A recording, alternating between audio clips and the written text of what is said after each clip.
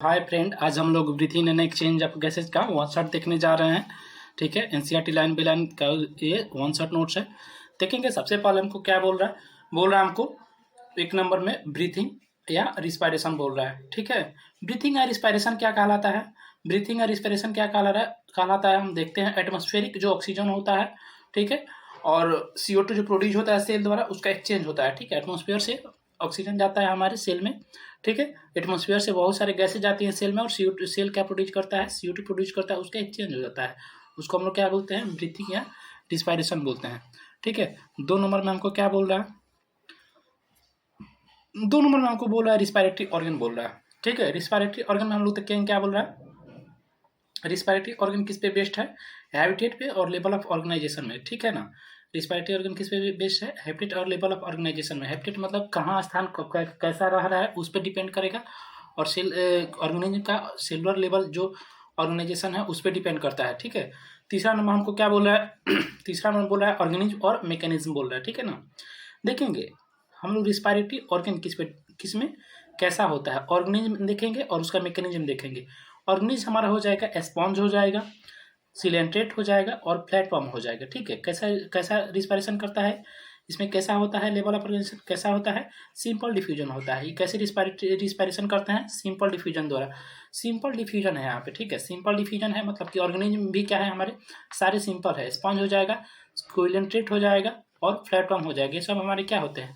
सारे simple diffusion करते हैं। ठीक है, उसके बाद हमारा क्या है? ऑर्थवर्म है। ऑर्थवर्म में हमको क्या बोल रहा है?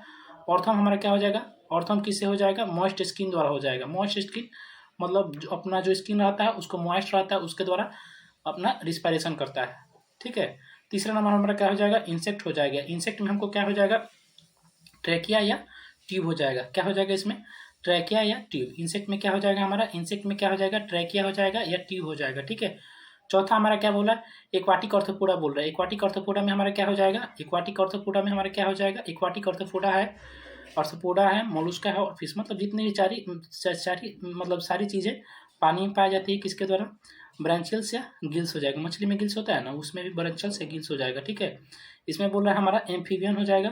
एम्फीबियन मतलब जो दोनों तरह रहते हैं, रेप्टाइल हो जाएगा, एवस हो जाएगा और मेमल्स हो जाएगा। उसमें क्या होता है? पल्मोनरी होता है और लंग्स होता है। क्या होता है उसमें? रिस्पायरेटरी, पल्मोनरी रिस्पायरेशन और लंग्स हो जाएगा। एम्फीबियंस हो cutaneous respiration all the time. Amphibian क्या करते हैं? क्यूटिजिनियस रिस्पायरेशन करते हैं, लगभग स्किन द्वारा, स्किन पे क्यूटिनियस सरफेस होता है उसके द्वारा रिस्पायरेशन करते हैं। ठीक है, हम एक बार और देख लेते हैं। ऑर्गेनिज्म कौन होते हैं? सिंपल ऑर्गेनिज्म होंगे तो डिफ्यूजन भी सिंपल हो जाएगा, जैसे कि स्पंज, कोइलेंट्रेट और फ्लैटवर्म। ठीक है, ऑर्थवर्म में हमारा क्या हो जाएगा? मोइस्ट स्किन हो जाएगा। ऑर्थवर्म में हमारा क्या हो जाएगा? मोइस्ट स्किन हो जाएगा, क्योंकि ऑर्थवर्म खासकर वहाँ रहते हैं जहाँ के मॉइस्ट टेम्परेचर रहता है। अक्सर बारिशों में ऑर्थवर्म दिखते हैं तो मॉइस्ट स्किन हो जाएगा। ठीक है, इंसेक्ट में क्या हो जाएगा हमारा? इंसेक्ट बोल रहा है, इंसेक्ट्स बोल रहा है। इंसेक्ट्स में ट्रैकियल हो जाएगा या ट्यूब हो जाएगा। इंसेक्ट्स में क्या हो जाएगा? ट्रैकियल या ट्यूब हो जाएगा। ठीक है, एक्वाटिक ऑर्थोपोडा में हमको क्या बोल रहा है? एक्वाटिक ऑर्थोपोडा, मोलुस्का और फिश, मतलब पानी में जितनी चीज़ें रहती हैं उसको हमारा क्या हो जाएगा? ब्रेंचियल हो जाएगा या गिल्स हो जाएगा। ठीक है, मोलुस्का में भी गिल्स हो जाएगा। ठीक है, एम्फीबियन, रेप्टाइल्स, एविज और मेमल्स में क्या हो जाएगा? पल्मोनरी या लंग्स हो जाएगा। ठीक है, एम्फीबियन क्या शो करता है?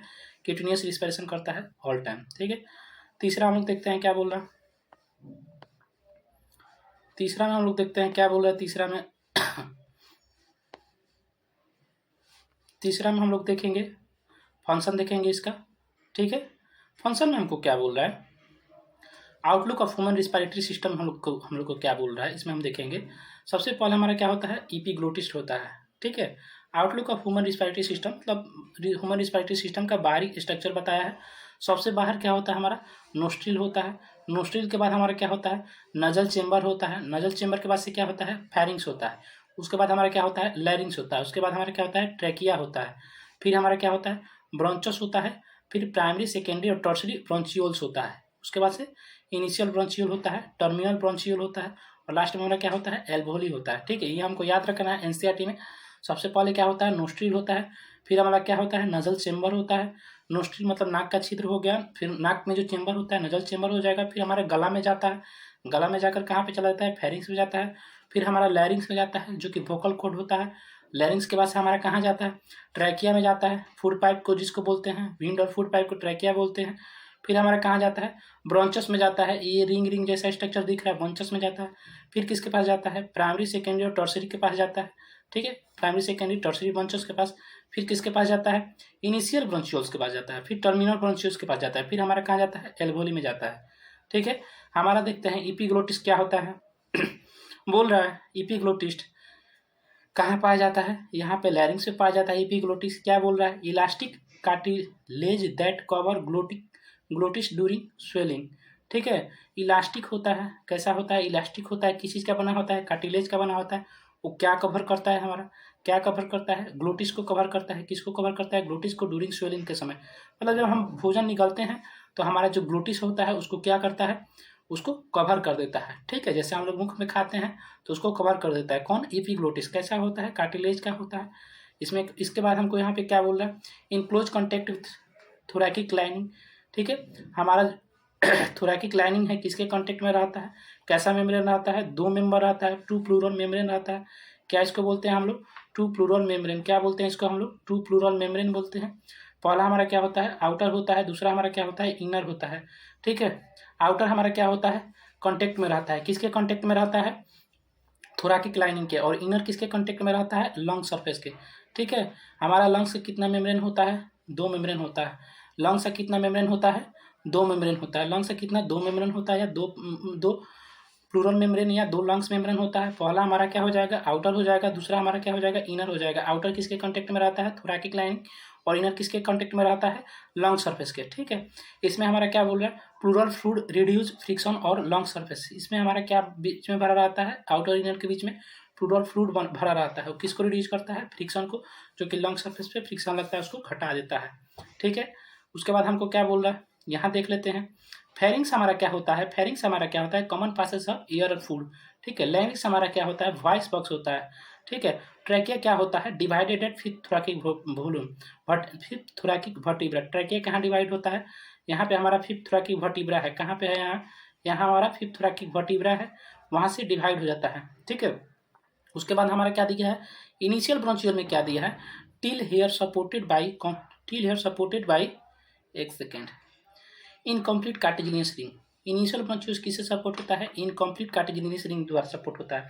इनकम्प्लीट कार्टिलेजिनियस रिंग द्वारा कौन सपोर्ट होता है, इनिशियल ब्रोंचियोल। कौन सपोर्ट होता है, इनिशियल ब्रोंचियोल। किसके द्वारा, इनकम्प्लीट कार्टिलेजिनस रिंग द्वारा। किसके द्वारा, इनकम्प्लीट कार्टिलेजिनस रिंग द्वारा कौन सपोर्ट होता है, कौन सपोर्ट होता है, इनिशियल ब्रोंचियोल, ठीक है। उसके बाद हमारे यहाँ पे क्या दिया है, एल्वोली में vascular bag with thin irregular वाल। एल्वोली हमारा क्या होता है, मस्कुलराइज बैग होता है, थिन इरेगुलर वाल। कैसा वाल होता है इसमें, थिन इरेगुलर वाल होता है, ठीक है। इसको हम एक बार और देखते रहते हैं। नॉस्ट्रिल जो कि नाक हो गया, नॉस्ट्रिल जो कि नाक हो गया सबसे बाहरी। उसके बाद हमारा क्या होता है, नजल चेम्बर होता है जो कि नाक का छिद्र होता है। उसके बाद हमारा क्या होता है, फेरिंग्स होता है। फेरिंग किसको बोलते हैं, कॉमन पासेज फॉर फूड और एयर, ठीक है। फेरिंग्स गला जिसको बोलते हैं, भोजन और एयर दोनों पास होता है। उसके बाद किसके पास जाता है, लैरिंग से पास जाता है, जिसको हम लोग वॉइस बॉक्स बोलते हैं। उसके बाद किसके पास जाता है, ट्रैकिया के पास जाता है, जो कि डिवाइड होता है फिफ्थ थोरैकिक वर्टिब्रा में। फिर किसके पास जाता है, ब्रोंचस के पास जाता है। यहाँ ब्रोंचियोल नहीं होगा, ब्रोंचस के पास जाता है। फिर ब्रोंचस के पास से प्राइमरी सेकेंडरी टर्सरी ब्रोंचस के पास जाता है, ठीक है। उसके बाद इनिशियल ब्रोंचियोल के पास जाता है, जो कि till supported by incomplete cartilaginous ring द्वारा सपोर्ट होती है। उसके बाद से टर्मिनल ब्रोंचियोल के पास जाते हुए उसके बाद से एल्वोली में चला जाता है, ठीक है। यहाँ पे हमारा दो ठो जोन होता है। कौन कौन जोन होता है, रिस्पायरेटरी जोन होता है, और कौन जोन होता है, कंडक्टिंग जोन होता है। इसको हम लोग देखते हैं क्या बोल रहा है, रिस्पायरेटरी जोन और हमारा कंडक्टिंग जोन। रिस्पायरेटरी जोन हमारा ये वाला होता है, कंडक्टिंग जोन ये सब टोटल यहाँ से लेकर यहाँ तक होता है। रिस्पायरेटरी जोन हमारा क्या होता है, बस सिर्फ एल्वोली होता है, ठीक है। एल्वोली में क्या होता है, गैस का एक्सचेंज होता है, किसके, रिस्पायरेटरी जोन में। रिस्पायरेटरी जोन कौन होता है, सिर्फ हमारा एल्वोली होता है। रिस्पायरेटरी जोन कौन होता है, सिर्फ हमारा एल्वोली होता है। और कंडक्टिंग जोन कौन होता है, कंडक्टिंग जोन हमारा यहाँ से लेकर यहाँ तक होता है, ठीक है, कंडक्टिंग जोन, ठीक है। जिसमें क्या होता है, कंडक्टिंग जोन में सबसे इंपॉर्टेंट है ह्यूमिडिफिकेशन ऑफ एयर। एयर का ह्यूमिडिफिकेशन किया जाता है, उसको ठंडा किया जाता है एयर का, या गर्म किया जाता है, ह्यूमिडिफाई किया जाता है। ट्रांसपोर्ट ऑफ एयर, एयर का ट्रांसपोर्ट होता है। Trap dust present in inhale air, dust particle को क्या किया जाता है, ट्रैप किया जाता है, पकड़ लिया जाता है, ठीक है। Bring air to body temperature, उसके बाद इसको क्या किया जाता है, बॉडी टेम्परेचर में एयर को ढाला जाता है। जितना चीज़ होगा, कंडक्टिंग पार्ट जोन में, सीधा सीधा कंडक्ट हो रहा है, किसमें होगा, कंडक्टिंग जोन में क्या होगा हमारा, कंडक्टिंग जोन में ही सीधा सीधा कंडक्टिंग जोन में ही टोटल चीज़ होगा। सिर्फ रिस्पायरेटरी जोन में हमारा क्या होगा, रिस्पायरेटरी जोन में गैसेस का एक्सचेंज हो जाएगा, रिस्पायरेटरी जोन में गैसेस का क्या हो जाएगा हमारा, एक्सचेंज हो जाएगा। रिस्पायरेटरी जोन कौन होता है हमारा, एल्वोल ही होता है, उसको छोड़कर सारा चीज़ क्या होता है, कंडक्टिंग जोन होता है। ठीक है, उसके बाद हमको यहाँ पे दिया हुआ है 3 नंबर हो गया। 4 नंबर में हमको दिया हुआ है, 4 नंबर में हमको क्या बोल रहा है, 4 नंबर में बोल रहा है मैकेनिज्म ऑफ ब्रीथिंग बोल रहा है। मैकेनिज्म ऑफ ब्रीथिंग में हमको क्या दिया है, lungs enclose in an autonomically air tight thoracic chamber essential for breathing as we can not alter pulmonary volume directly. Lungs हमारा क्या होता है, मैकेनिज्म ऑफ ब्रीथिंग में हम लोग देखते हैं लंग्स क्या होता है, इनक्लोज होता है anatomically air tight thoracic chamber में, बंद होता है, एयर टाइट होता है। ठीक है, इसेंशियल फॉर ब्रीथिंग, किसके लिए इसेंशियल होता है, ब्रीथिंग के लिए। As we can not alter pulmonary volume directly, हम लोग पल्मोनरी वॉल्यूम को अल्टर नहीं कर सकते हैं डायरेक्टली। ठीक है, बोल रहा है उसमें। दूसरा नंबर हमको बोल रहा है movement of air flow the pressure gradient, air का मूवमेंट किसके द्वारा होता है, प्रेशर ग्रेडियंट के द्वारा होता है। 3 नंबर में हमको क्या बोल रहा है, specialise set of structural involve in breathing. ठीक है, हमारा क्या होता है, मूवमेंट, एयर का मूवमेंट क्या होता है, प्रेशर ग्रेडियंट में होता है। ठीक है, और इसका स्पेशलाइज स्ट्रक्चर क्या होता है, ब्रीथिंग में इन्वॉल्व होता है। जैसे कि हमारा स्टर्नम हो गया, रिब केज हो गया, वर्टिब्रा डोर्सल इंटरकोस्टल मसल हो गया, या लेटरल मसल हो गया।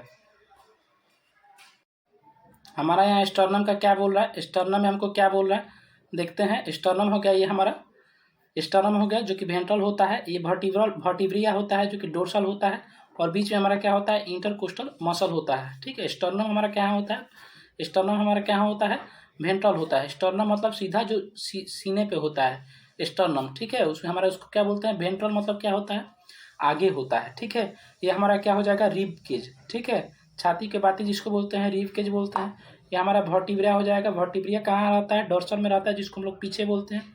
उसके बाद से यहाँ पे क्या है, इंटरकोस्टल मसल है। ठीक है, क्या है हमारा, इंटरकोस्टल मसल है, किसके बीच में, देखते हैं कैसा होता है, लेटरल होता है।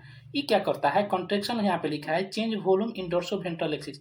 जब कॉन्ट्रेक्शन होता है तो इंटरकोस्टल मसल क्या होता है, चेंज हो जाता है। Intercostal muscle change volume in dorsoventral axis, इसका डोर्सोवेंट्रल एक्सिस में क्या हो जाता है, चेंज हो जाता है। ठीक है, किसका, इंटरकोस्टल मसल का। ठीक है, यहाँ पे हमारा डायफ्राम दिया है जो कि पोस्टेरियर होता है, जिसको आगे पीछे बोलेंगे। ठीक है, कॉन्ट्रेक्शन में हमको क्या बोल रहा है, चेंज वॉल्यूम इन एंटीरियर पोस्टेरियर एक्सिस। हमारा क्या होता है, डायफ्राम भी क्या होता है, कॉन्ट्रेक्शन में क्या होता है, इंटीरियर पोस्टेरियर एक्सिस में चेंज होता है। ठीक है, कॉन्ट्रेक्शन में इंटीरियर मतलब आगे, पोस्टेरियर मतलब पीछे। ठीक है, कौन सा, डायफ्राम।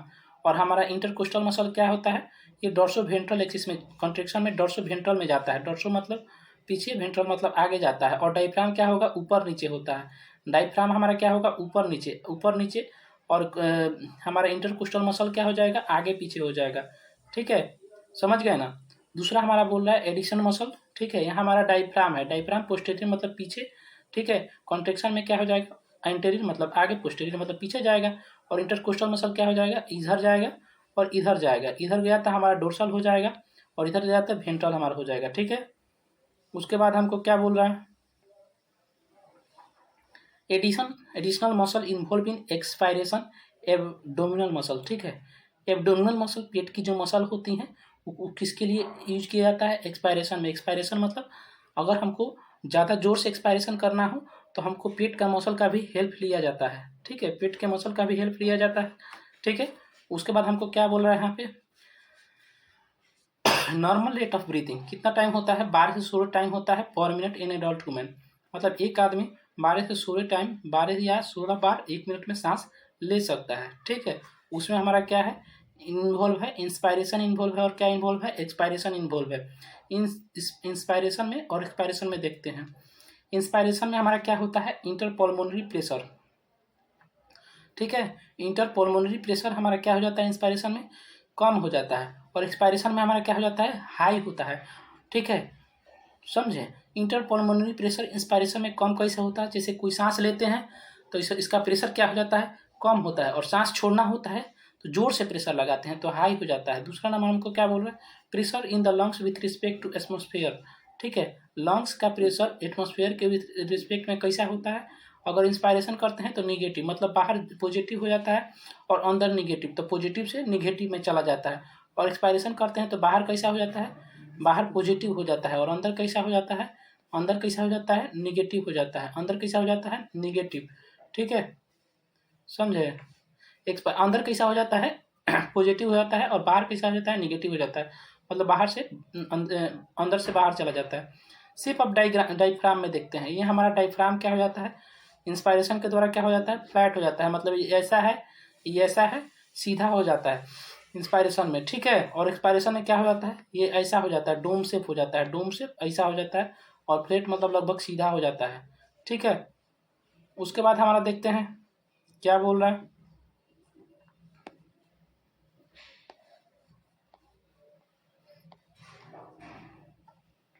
छठा नंबर हमको, पांचवा नंबर में हम लोग देखते हैं क्या बोल रहा है। पांचवा नंबर में हमको बोल रहा है एक्सचेंज ऑफ गैसेज, गैस का एक्सचेंज कैसे होता है।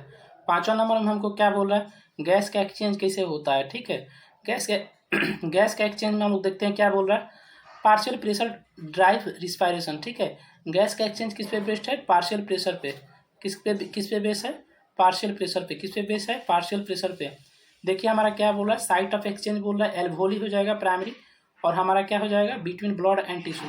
एल्वोली हमारा एक्सचेंज होता है, यहाँ पे रिस्पायरेटरी जोन दिया है, यहाँ पे भी एक्सचेंज हो जाता है। प्राइमरी कौन हो जाएगा हमारा, एल्वोली हो जाएगा, और दूसरा हमारा क्या हो जाएगा, between blood and tissue. Blood और टिश्यू में क्या होता है, एक्सचेंज हो जाता है। सबसे पहले एल्वोली में, दूसरा हमारा ब्लड और टिश्यू में। दूसरा हमारा क्या बोल रहा है, पार्शियल प्रेशर में हमारा दूसरा क्या बोल रहा है, पार्शियल प्रेशर में दूसरा हमको पार्शियल प्रेशर में क्या बोल रहा है pressure contributed bye an individual gas in a mixture of gases. Partial pressure किसको बोलते हैं, कोई एक इंडिविजुअल गैस का प्रेशर कंट्रीब्यूट होता है किसी मिक्सचर ऑफ गैस में, उसको हम लोग पार्शियल प्रेशर बोलते हैं। ठीक है, हम देख देंगे साइट ऑफ एक्सचेंज कौन कौन होता है, एल्वोली होता है, और कौन होता है, बिटवीन ब्लड एंड टिश्यू होता है। कौन कौन होता है, एल्वोली और बिटवीन ब्लड एंड टिश्यू होता है। ठीक है, इसके बाद हमको यहाँ पे क्या बोल रहा है, रिस्पायरेशन स्टेप बोल रहा है हमको, क्या बोल रहा है, हमको रिस्पायरेशन स्टेप बोल रहा है। क्या बोल रहा है, रिस्पायरेशन स्टेप बोल रहा है। ठीक है, एटमॉस्फेयर हो जाएगा, पार्शियल प्रेशर ऑफ गैस हो जाएगा mmHg में। ठीक है, हमको यहाँ पे क्या बोल रहा है, पहला नंबर ब्रीथिंग, पहला नंबर हमारा क्या बोल रहा है, पहला नंबर ब्रीथिंग या पल्मोनरी वेंटिलेशन बोल रहा है। ठीक है, ब्रीथिंग या पल्मोनरी वेंटिलेशन में हमारा क्या हो जाएगा, उसमें CO2 बाहर जा रहा है और O2 अंदर आ रहा है। ठीक है, इसका पार्शियल प्रेशर कितना होता है, ऑक्सीजन का पार्शियल प्रेशर कितना होता है और CO2 का पार्शियल प्रेशर कितना होता है। ऑक्सीजन का पार्शियल प्रेशर हमारा 159 और CO2 का 0.3 हो जाएगा। ठीक है, दूसरा हमारा क्या बोला है, diffusion across alveolar membrane less than 1 mm thick. Alveolar membrane का कितना होता है, लेस देन 1 mm होता है, उसमें कितना होता है ऑक्सीजन का, ये हमारा 159 सबसे बाहर हो जाएगा। ठीक है, ये हमारा एल्वोली में हो जाएगा कितना, 104 हो जाएगा।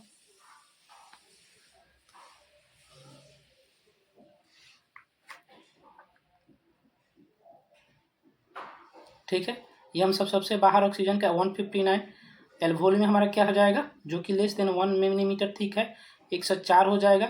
उसके बाद हमारा क्या बोल रहा है, transport of gases by blood, blood में हमारा कितना होगा, 95 हो जाएगा, 95 हो जाएगा, ब्लड में हमारा कितना हो जाएगा, 95 हो जाएगा, और बाहर हमारा कितना होगा, 159 हो जाएगा, एल्वोली में कितना होगा, 104 हो जाएगा।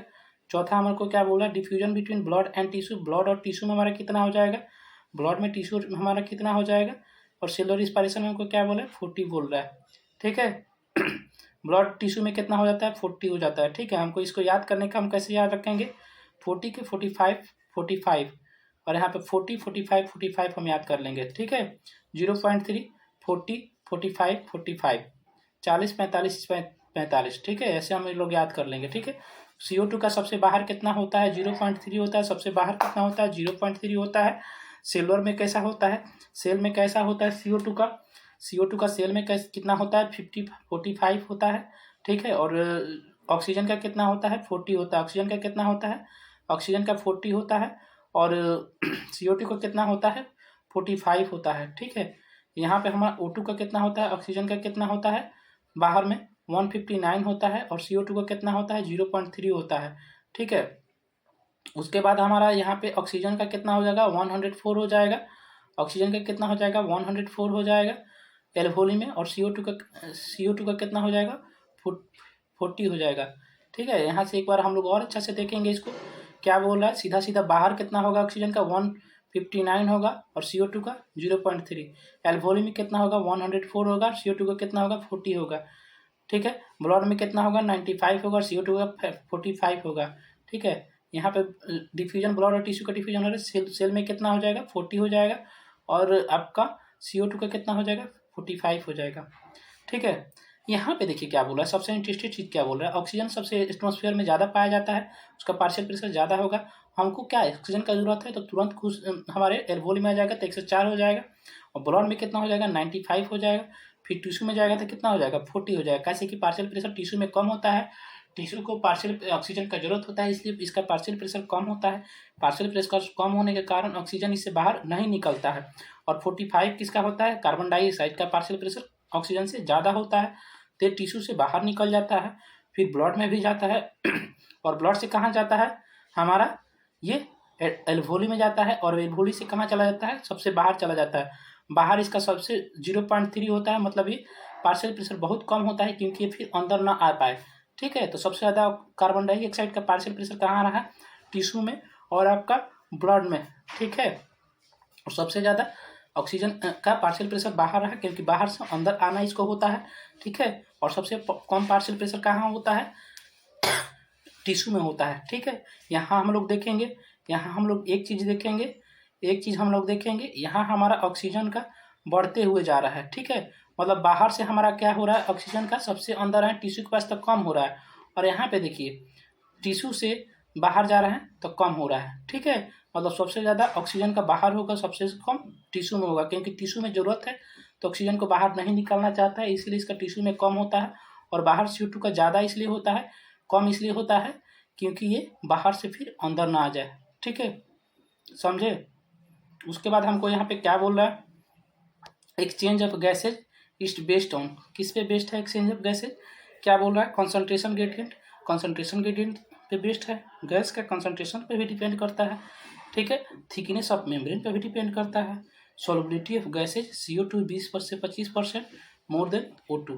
ठीक है, सोलुबल होता है, CO2 बहुत ज़्यादा सोलुबल होता है, 20 से 25% ज़्यादा होता है किसके तुलना में ऑक्सीजन के तुलना में।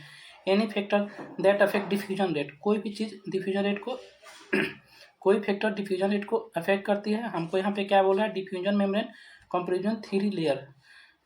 डिफ्यूजन मेम्ब्रेन कितना लेयर का बना होता है 3 लेयर का, कौन कौन, thin squamous epithelium of alveoli, endothelium of capillary and basement substance in between. सबसे बाहर हमारा क्या होता है थिन स्क्यूमियस इपिथेलियम होता है एल्वोली का, सबसे अंदर क्या होता है इंडोथेलियम कैपिलरी होता है, और बीच में हमारा क्या होता है बेसमेंट होता है। ठीक है, थिन स्क्यूमियस होता है इपिथेलियम। ठीक है, क्या होता है थिन स्क्यूमियस इपिथेलियम होता है। ठीक है, दूसरा हमको यहाँ पे क्या बोल रहा है, हमको दूसरा नंबर में